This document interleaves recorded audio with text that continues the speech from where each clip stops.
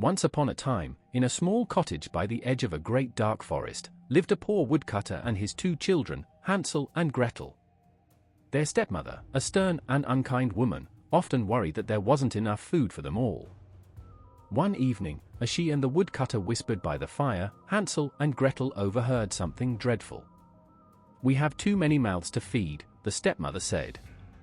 "We must take the children deep into the forest and leave them there." The woodcutter hesitated, for he loved his children dearly. But he was weak, and in the end, he agreed. Hansel, however, was a clever boy. That night, he crept outside and filled his pockets with small white pebbles, knowing he would need them the next day. At sunrise, the stepmother led Hansel and Gretel into the heart of the forest. As they walked, Hansel secretly dropped the pebbles one by one. When they were left alone, frightened and hungry, they waited until the moon rose.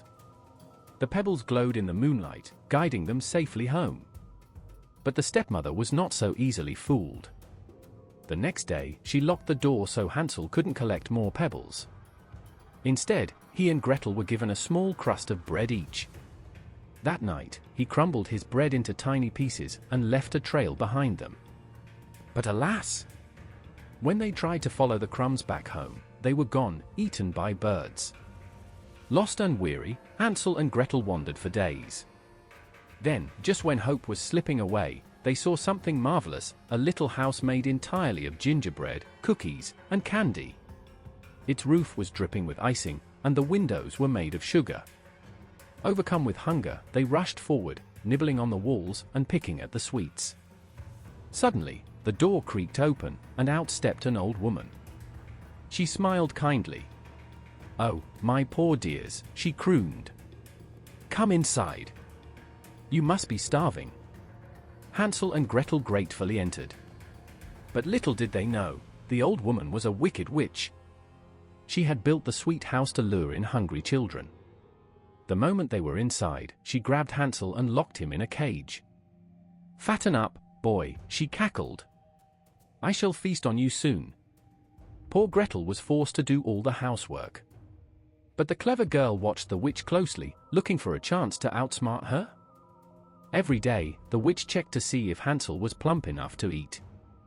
But Hansel, being clever, stuck out a thin bone instead of his finger when she reached in to feel his hand. The nearly blind witch grumbled, still too skinny, and waited a little longer. One day, she grew impatient. "Enough of this. I shall eat him today," she declared. She ordered Gretel to check if the oven was hot enough. But Gretel had a plan. "I don't know how," she said innocently. "Can you show me?" The witch, grumbling, leaned in to demonstrate. Quick as lightning, Gretel shoved her inside and slammed the door. The witch howled, but the flames swallowed her whole. Gretel rushed to free Hansel, and together they searched the house. To their astonishment, they found chests full of gold and jewels. Gathering as much as they could carry, they ran from the cottage, hearts pounding. After days of wandering, they miraculously found their way home. Their father, overjoyed, ran to embrace them. Their stepmother was gone, and now, with the treasure, they would never be hungry again. And so, Hansel and Gretel lived happily ever after, never fearing the dark forest again.